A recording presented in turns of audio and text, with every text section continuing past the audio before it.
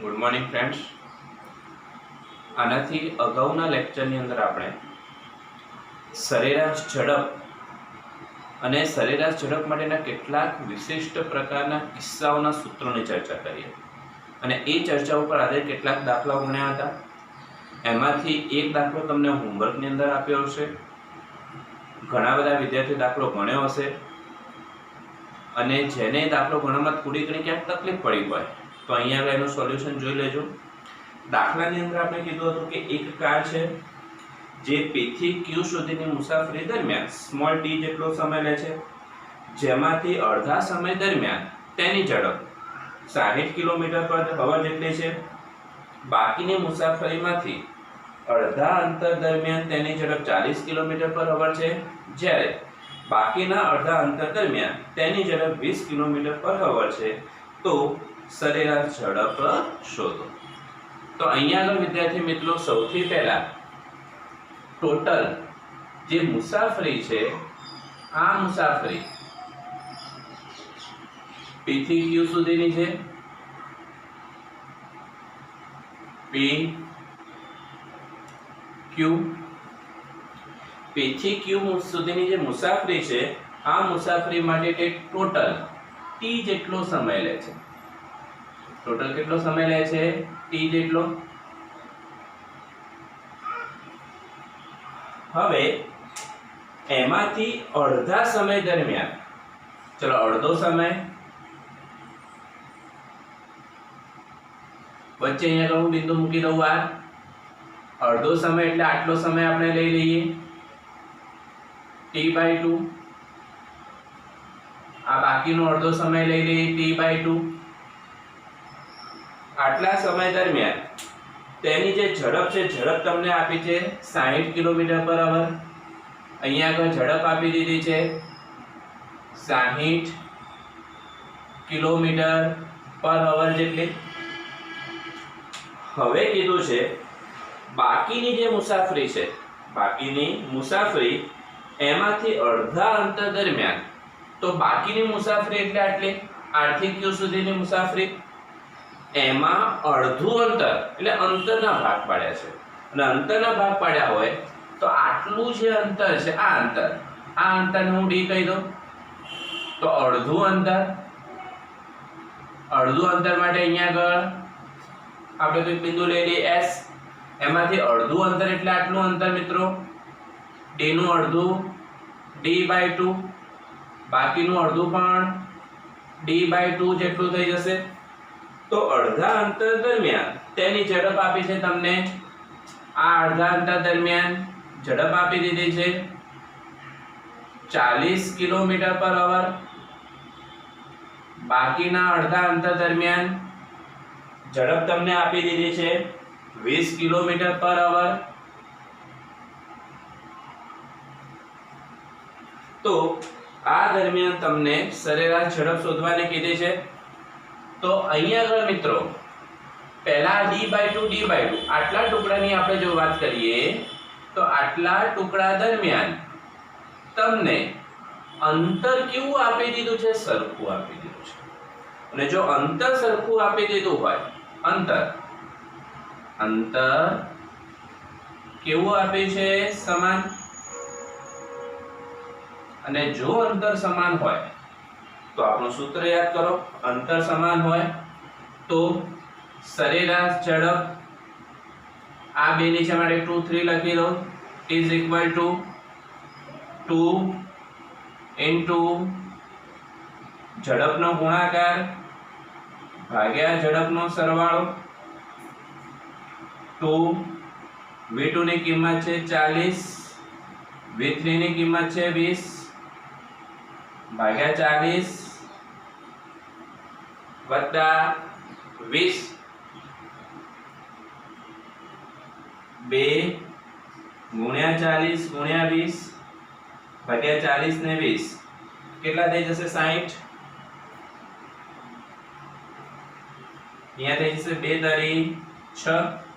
તો મિત્રો 4 દુ 8, 80 ભાગ્યા 3 અને 80 ભાગ્યા 3 એ લગભગ તમને મળશે 26.6.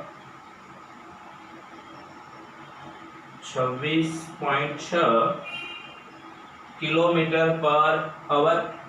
એટલે આટલો જે ભાગ છે R થી Q, R થી Q સુધીનો જે ભાગ છે એ દરમિયાન મિત્રો તમને જે ઝડપ છે, ઝડપ કેટલી મળી? 26.6 કિલોમીટર પર અવર. ફરીથી આપણે આકૃતિ દોરીએ. ચલો P થી Q,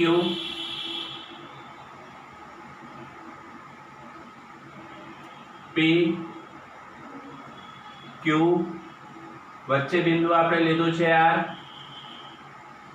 ચલો અહીંયાનો સમય કેટલો હતો? T/2. આ દરમિયાન ઝડપ v1 60 કિલોમીટર પર અવર. આ ભાગની ઝડપ આપણે શોધી 26.6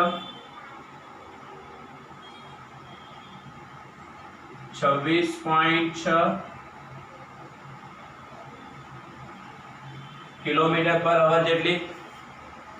તો હવે અહીંયા આગળ જુઓ, આ બાજુનો ભાગ એનો પણ સમય T/2 છે, આ બાજુનો ભાગ એનો પણ સમય T/2 છે. એટલે અહીંયા આગળ સમય કેવો છે? સરખો છે. અને સમય સમાન હોય.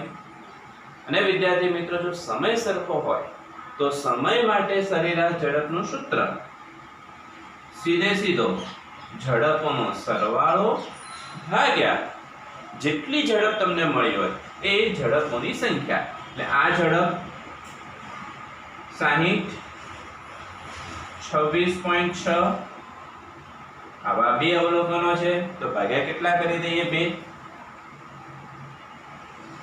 આ તમને મળશે 86.6 ભાગ્યા 2, 2 4, 2 તરી 6, 43.3 કિલોમીટર પર અવર. તો આ રીતે સમગ્ર ગતિમાર્ગ દરમિયાન આપણે સરેરાશ ઝડપ કેટલી મળી મિત્રો? 43.3 કિલોમીટર પર અવર જેટલી. અગાઉના દાખલાઓ જેવા જ છે, માત્ર અહીંયા આગળ શું ફેર પડે છે? શરૂઆતમાં અંતર સમાન છે, બીજા ભાગની અંદર સમય સરખો છે, માટે સરેરાશ ઝડપ આપણને કેટલી મળી? 43.3 કિલોમીટર પર અવર જેટલી. ચલો દાખલો તમારી નોટબુક ની અંદર ઉતારી દો ઝડપથી. ચલો વિદ્યાર્થી મિત્રો, તમે નોંધી દીધું હશે. ચલો હવે થિયરીનો નવો પોઈન્ટ ભણવા માટે જઈએ. તત્કાલીન વેગ. જે રીતે આપણે અગાઉ સરેરાશ ઝડપ અને સરેરાશ વેગ ભણી ગયા, એ જ રીતે આપણે ભણીશું તત્કાલીન ઝડપ અને તત્કાલીન વેગ. જેમાં સૌથી પહેલા નંબરમાં આપણે અહીંયા આગળ રજૂઆત કરીએ તત્કાલીન વેગ. તો વિદ્યાર્થી મિત્રો, તત્કાલીન વેગ સમજવા માટે સૌથી પહેલા આપણે જરૂર પડશે સરેરાશ વેગની. અને સરેરાશ વેગ માટે અહીં આગળ દાખલા તરીકે આપણે આ દિશામાં x અક્ષની દિશામાં, કઈ દિશામાં? x અક્ષની દિશામાં આ ઉગમ બિંદુથી ગતિની શરૂઆત કરીએ છીએ. કઈ દિશામાં? x અક્ષની દિશામાં ઉગમ બિંદુથી ગતિની શું કરીએ છીએ? શરૂઆત કરીએ છીએ. અને એ દરમિયાન ઉગમ બિંદુથી આપણે x જેટલું અંતર કાપીને, કેટલું? આ ઉગમ બિંદુથી x જેટલું, એ અહીંયા આગળ આ x જેટલું અંતર કાપીને આપણે એ બિંદુએ પહોંચીએ છીએ. કયા બિંદુએ? એ ઉગમ બિંદુથી ગતિની શરૂઆત કરી, અંતર કેટલું કાપ્યું? x. કયા બિંદુએ પહોંચ્યા? એ બિંદુએ. અને આ એ બિંદુએ પહોંચવા માટે આપણે સ્મોલ t જેટલો સમય લઈએ છીએ. કેટલો સમય લઈએ છીએ? સ્મોલ t જેટલો સમય લઈએ છીએ.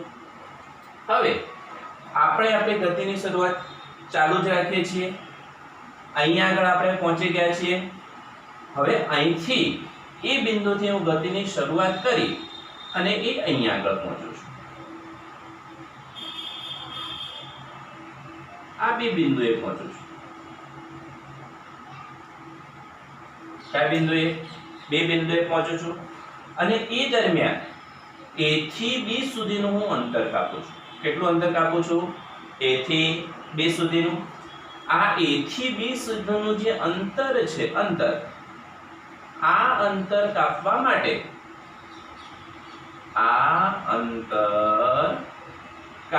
માટે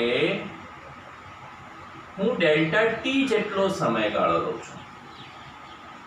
કેટલો સમયગાળો લઉં છું?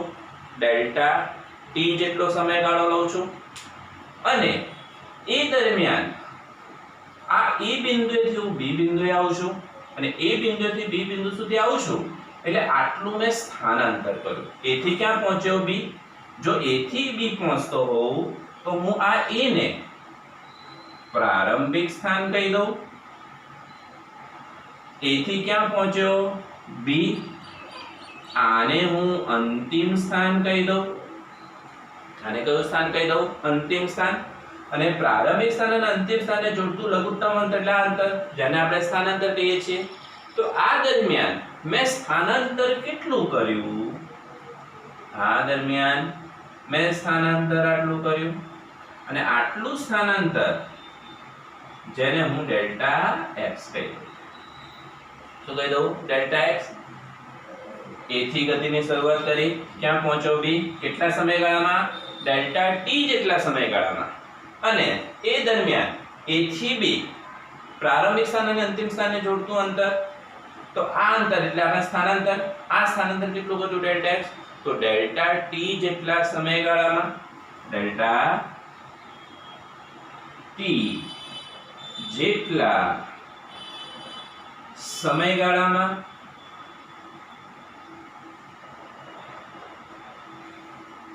મિત્રો સરેરાશ વેગ, આ સરેરાશ વેગ એટલે સ્થાનાંતર ભાગ્યા સમયગાળો, delta x upon delta t.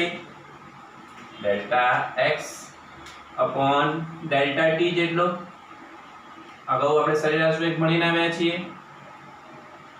તો મિત્રો સરેરાશ વેગ કેટલો મળ્યો? Delta x upon delta t જેટલો. હવે વિચારો કે આ બી બિંદુ અહીંયા આગળ છે, એની જગ્યાએ જો હું હજુ આ બાજુ ગયો હોત, હજી આ બાજુ ગયો હોત, તો જે સમયગાળો છે એ સમયગાળો આ બાજુ એટલે જેમ જેમ આગળ જાય તેમ તેમ સમયગાળો વધે. સમયગાળો વધે તો પ્રારંભિક સ્થાન અને અંતિમ સ્થાન, તો એમાંથી અંતિમ સ્થાન એ પ્રારંભિક સ્થાનથી કેવું જાય? દૂર જાય. અને અંતિમ સ્થાન એ પ્રારંભિક સ્થાનથી દૂર જાય એટલે સ્થાનાંતર શું થાય? વધે. એટલે કે સમયગાળો વધે તો અંતિમ સ્થાને પ્રારંભિક સ્થાનથી કેવું જાય?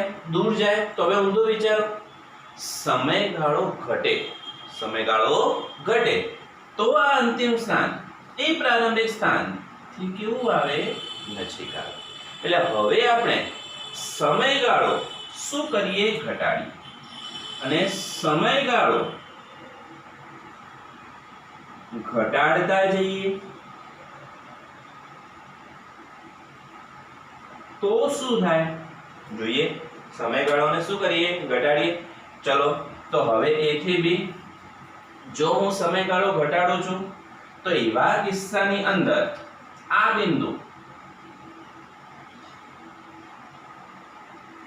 બિંદુ B એ અહીંયા આવી જાય.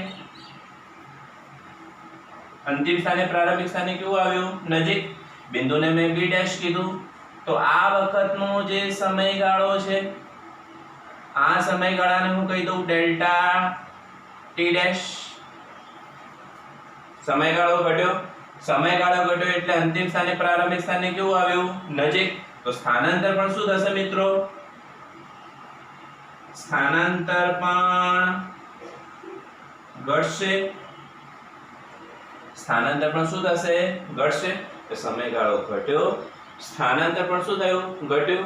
તો ડેલ્ટા t' જેટલા સમયગાળામાં, ડેલ્ટા t' જેટલા સમયગાળામાં સરેરાશ વેગ કેટલો થઈ ગયો? Delta x'. Upon delta T dash समयगाळो घट्यो स्थानांतर घट्યું તો પરિણામે સરેરાશ વેગ મને કેટલો મળ્યો ડેલ્ટા x ડેશ अपॉन કેટલા ડેલ્ટા ટી ડેશ ચલો હજી આપણે સમયગાળો ઘટાડીએ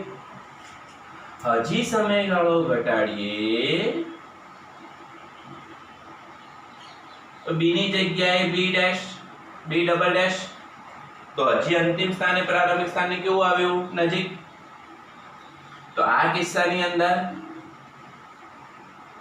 સમયગાળો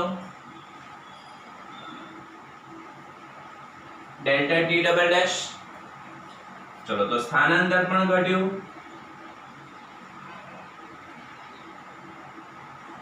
ડેલ્ટા x ડબલ ડેશ સમયગાળો ઘટ્યો સ્થાનાંતર પણ ઘટ્યું આ કિસ્સામાં સરેરાશ વેગ ડેલ્ટા ટી ડબલ ડેશ જેટલા સમયગાળામાં સરેરાશ વેગ ડેલ્ટા x ડબલ ડેશ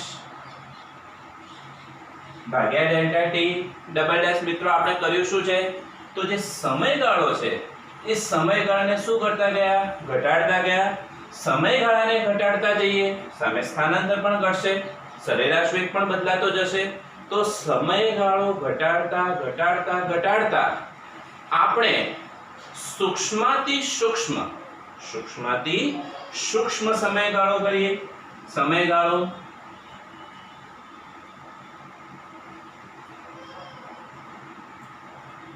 ઘટાડતા ઘટાડતા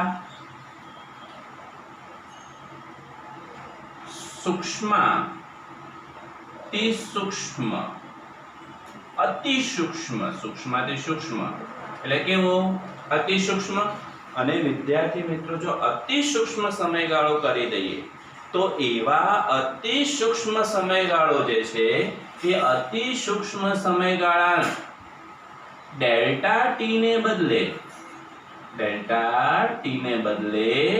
એ સમયગાળાને આપણે દર્શાવીશું dt વડે તેના વડે સ્મોલ dt વડે તેના વડે સ્મોલ dt અને એવા અતિ સૂક્ષ્મ સમયગાળાને અનુરૂપ જે મને સ્થાનાંતર મળે ડેલ્ટા x આ સ્થાનાંતરને હું દર્શાવીશ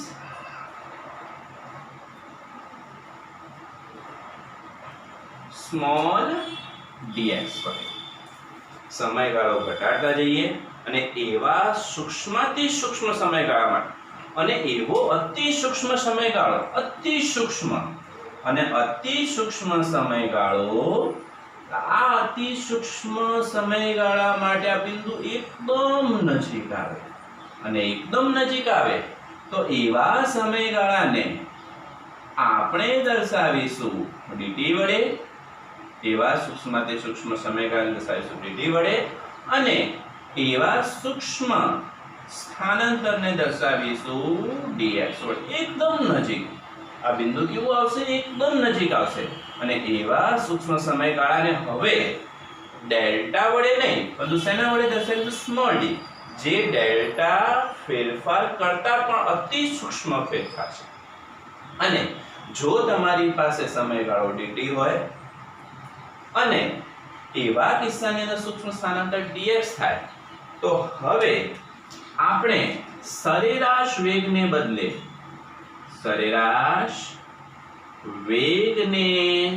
બદલે એવો જે વેગ છે એ વેગને આપણે તત્કાલીન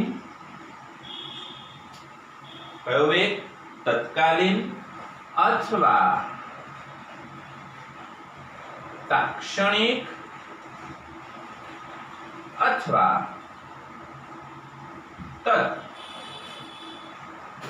સ્થાનિક વેગ કહીશું આવા વેગને કયો વેગ તત્કાલીન અથવા તાક્ષણિક અથવા તત્સ્થાનિક વેગ એના જે નામ છે એ નામ ઉપરથી આપણને ખબર પડશે કે તત્કાલીન એકદમ નજીકના સૂક્ષ્મથી સૂક્ષ્મ સમયગાળા માટેનો વેગ અથવા તો તાક્ષણિક, ક્ષણિક એટલે જે તે ક્ષણ, જે તે ક્ષણ એટલે કે તાક્ષણિક એટલે કયો વેગ કહેવાય? જે તે ક્ષણનો વેગ, અથવા તો તત સ્થાનિક, સ્થાનિક એટલે સ્થાન, જે તે સ્થાનનો વેગ, જે તે ક્ષણનો વેગ, તાક્ષણિક વેગ, જે તે સ્થાનનો વેગ, તત્સ્થાનિક વેગ અથવા તો તત્કાલીન વેગ, એના જુદા જુદા નામો છે. તો હવે આના ઉપરથી આ જે વેગ છે એ વેગને આપણે કયો વેગ કહીએ? તત્કાલીન વેગ, જેને માત્ર v સંજ્ઞા વડે દર્શાવીશું. v સંજ્ઞા વડે દર્શાવીશું મિત્રો. અને આ વેગ સ્થાનાંતર ભાગ્યા સમયગાળો, સ્થાનાંતર ભાગ્યા સમયગાળો જોઈ લો.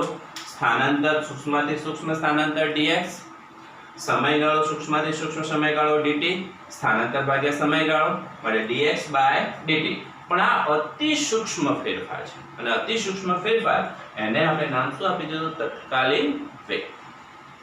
પણ મિત્રો સૂક્ષ્મથી સૂક્ષ્મ સમયગાળો કરવો હોય તો આપણે તેને ગણિતની ભાષામાં, આપણે તેને ગણિતની જે ભાષા છે એ ગણિતની ભાષામાં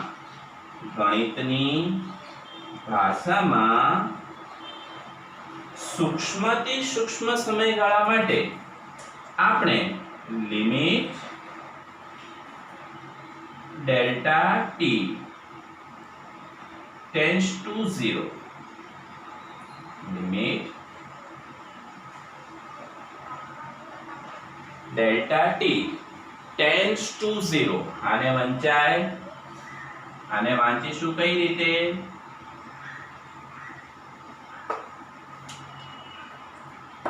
LIM delta t tends to 0, the limit delta t tends to 0, the limit delta t tends to 0, tends to 0 એટલે શૂન્યને અનુલક્ષે. delta t tends to 0 શૂન્યને અનુલક્ષે. તો આના ઉપરથી જુઓ લિમિટ, લિમિટનો સ્પેલિંગ LIMIT, LIMIT. પણ જ્યારે આપણે કોઈ પણ રાશિની આગળ લિમિટ એપ્લાય કરીએ તો એને લખાય આ રીતે, બોલવાનું લિમિટ, LIMIT બોલવાનું લિમિટ, પરંતુ લખવાનું શું? માત્ર લિમ, LIM, આખું લિમિટ લખવાનું નહીં. તો આને આપણે આ રીતે વાંચીશું, limit delta t tends to 0, બોલવાનું લિમિટ પણ લખવાનું માત્ર LIM. તો જ્યારે આપણે સરેરાશ વેગ, અને સરેરાશ વેગનું સૂત્ર જુઓ, delta x by delta t. સરેરાશ વેગનું સૂત્ર હતું આપણી પાસે delta x by delta t.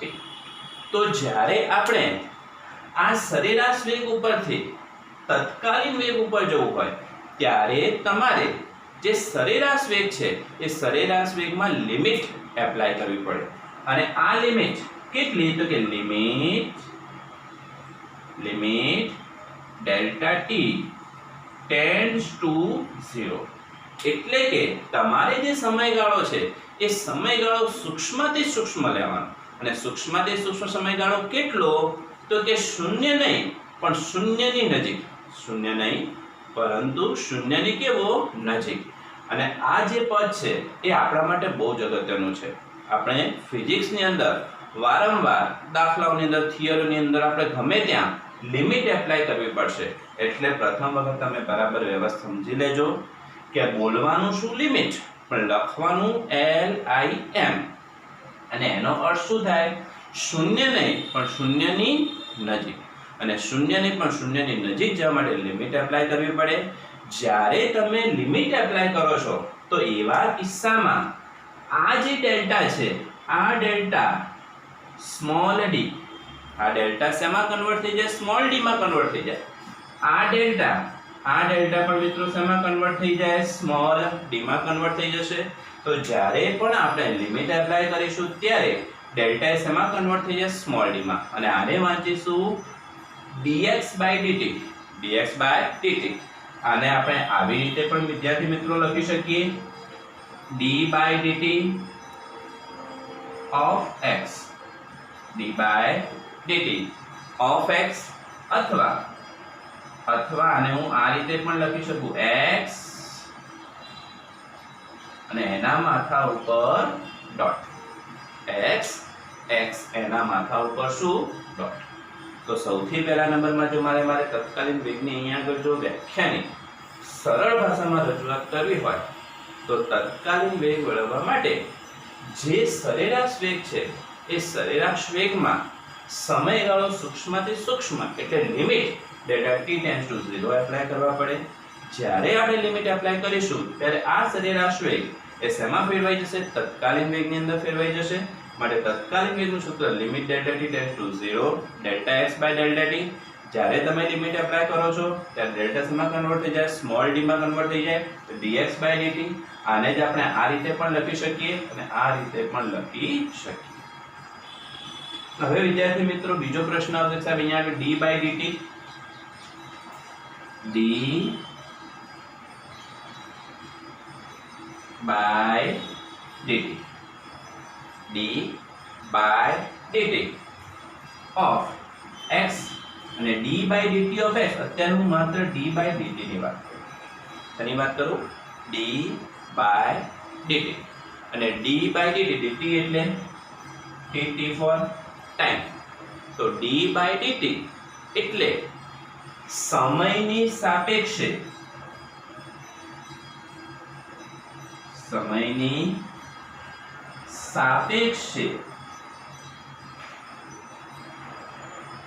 થતા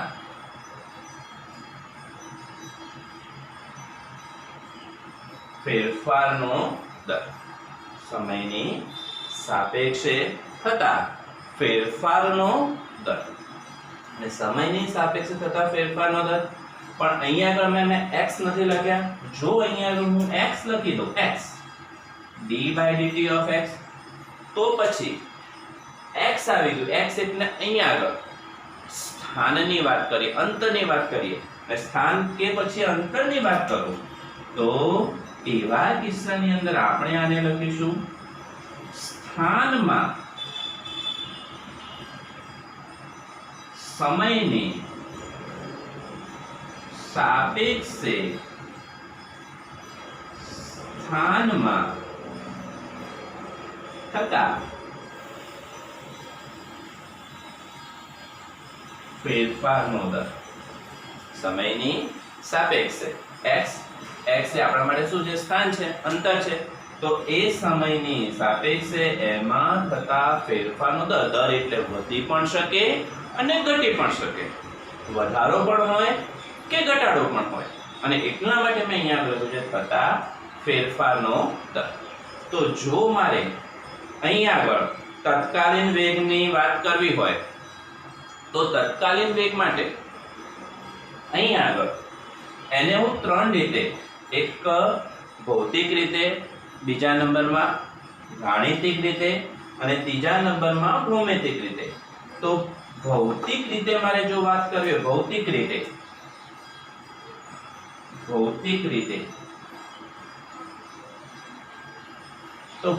રીતે તત્કાલીન વેગ એટલે સમયની સાપેક્ષે સ્થાનમાં થતા ફેરફારનો દર એટલે તત્કાલીન વેગ. પણ જો મારે એને ગાણિતિક રીતે લખવું હોય, ગાણિતિક રીતે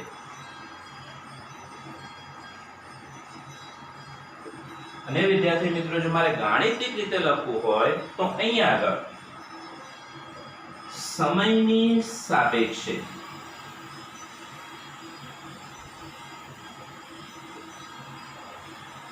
સ્થાન અથવા અંતર જે સતત બદલાતું રહેશે એનું વિકલન. સમયની સાપેક્ષે અંતરનું વિકલન અને પાછો પ્રશ્ન થશે અહીંયા આગળ કે સાહેબ વિકલન એટલે શું? તો વિદ્યાર્થી મિત્રો, જે ગણિતવાળા વિદ્યાર્થીઓ હશે જેમણે મેથ્સ રાખેલું છે એમના માટે ગણિતનું આખું ચેપ્ટર આવે છે જેનું નામ જ છે વિકલન. વિકલનના પણ પાછા પ્રકારો આવશે. જ્યારે આપણે બાયોલોજી વાળા જે વિદ્યાર્થીઓ છે એમને આવું કોઈ ચેપ્ટર આવતું નથી, પરંતુ ફિઝિક્સની અંદર આ વિકલનનો ઉપયોગ આવે છે. અને એ વિકલનનો ઉપયોગ આપણે કઈ રીતે કરશું એ સરળતાથી આપણે શીખવાડીશું. અત્યારે તમારે એટલું જ યાદ રાખવાનું છે કે આ dx/dt વાળું જે પદ છે એને આપણે કહીશું સમયની સાપેક્ષે x. x એટલે અંતર કે સ્થાન, એનું વિકલન. વિકલન આપણે પછીથી રજૂઆત કરીશું. અને જો મારે ભૌમિતિક રીતે રજૂઆત કરવી હોય તો એ ભૌમિતિક રીતે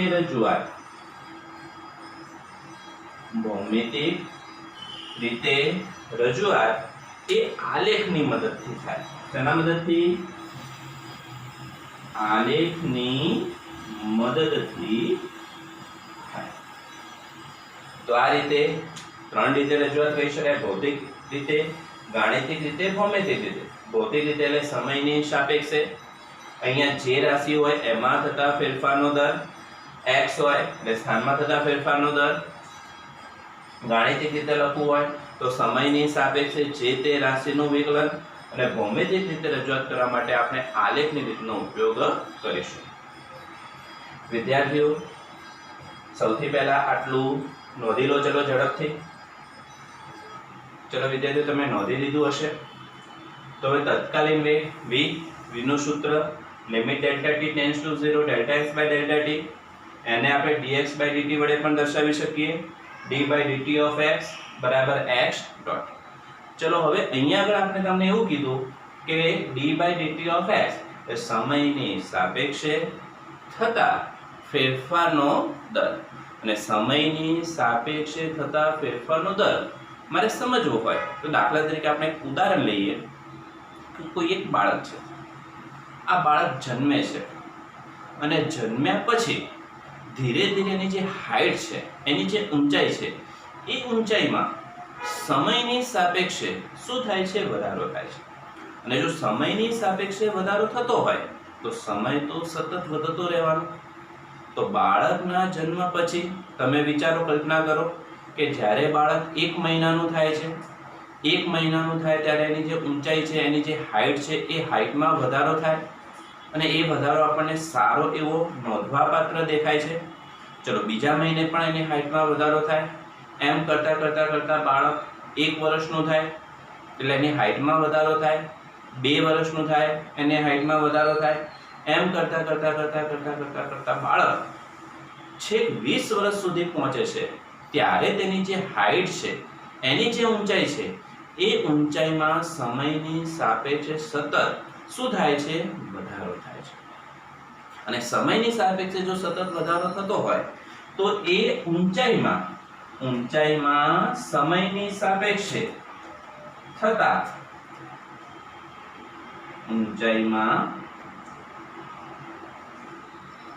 સમયની સાપેક્ષે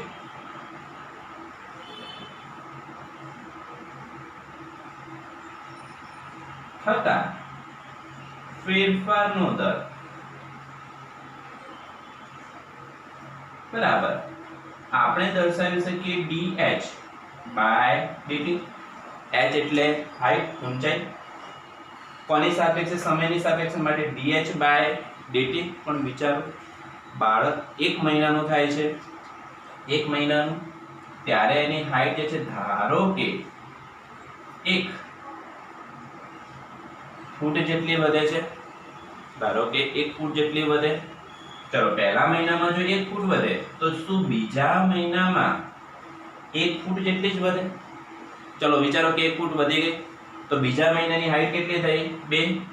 ત્રીજા મહિને 3, ચોથા મહિને 4, પાંચમા મહિને 5.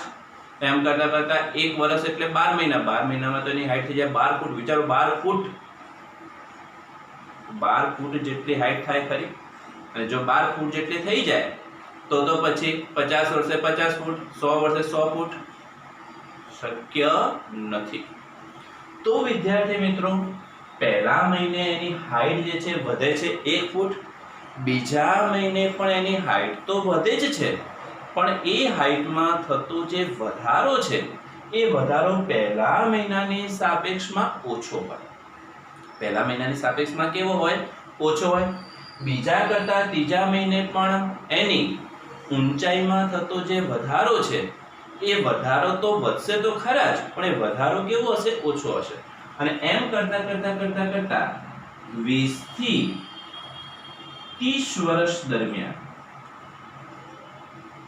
20 થી 30 વર્ષ દરમિયાન પર એની જે હાઈટ છે એ 20 થી 30 વર્ષ દરમિયાન પણ વધે છે, પણ એ વધારો એ આપણે નોંધી ન શકીએ એવો હોય છે. એટલે એ વધારો મિલીમીટરમાં થતો હોય છે, જે જીનેટિકલી પુરવાર સાબિત થયેલું છે કે વ્યક્તિની હાઈટ 30 વર્ષ સુધી વધે છે અને એ દરમિયાન એની હાઈટમાં થતો વધારો કયા ક્રમનો હોય છે? મિલીમીટરમાં. પરંતુ સમયની સાપેક્ષે વધારો તો થાય જ છે, ફેરફાર થાય છે, માટે આપણે ઊંચાઈમાં સમયની સાપેક્ષે થતા ફેરફારનો દર, જેને આપણે દર્શાવ્યું dh/dt, પરંતુ જેમ જેમ સમય વધતો જાય છે એમ એમ એ વધારાનો જે દર છે એ દર શું થશે? ઘટતો જાય છે. આ જ રીતે કોઈ પણ ભૌતિક રાશિ હોય એમાં સમયની સાપેક્ષે થતો સૂક્ષ્મ ફેરફાર, એ સૂક્ષ્મ ફેરફાર દર્શાવવા માટે આપણે d/dt નો ઉપયોગ કરીએ છીએ. દાખલા તરીકે એક બીજું ઉદાહરણ લઈએ. કોઈ વ્યક્તિ ઉપવાસ કરે છે,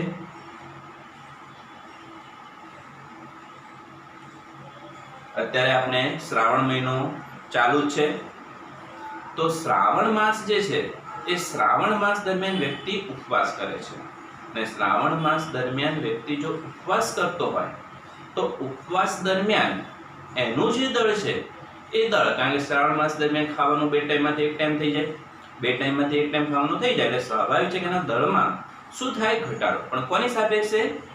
સમયની સાપેક્ષે.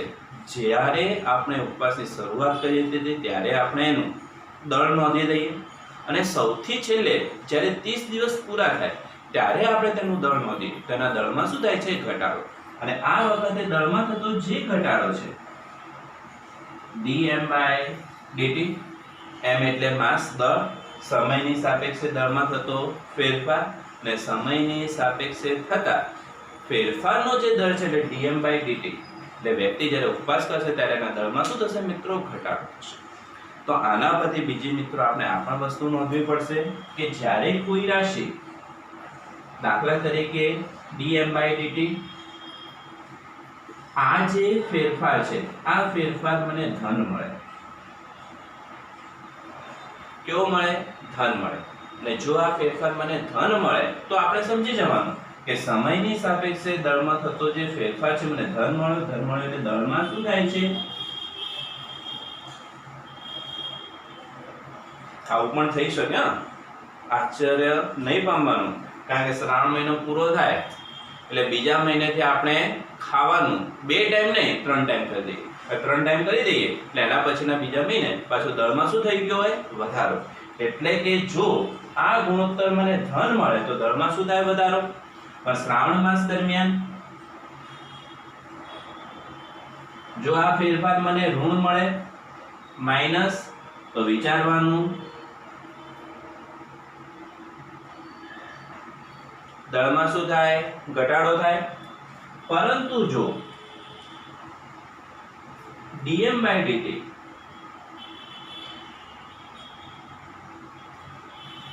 આ જવાબ મને 0 મળે, અને 0 મળે એટલે દળમાં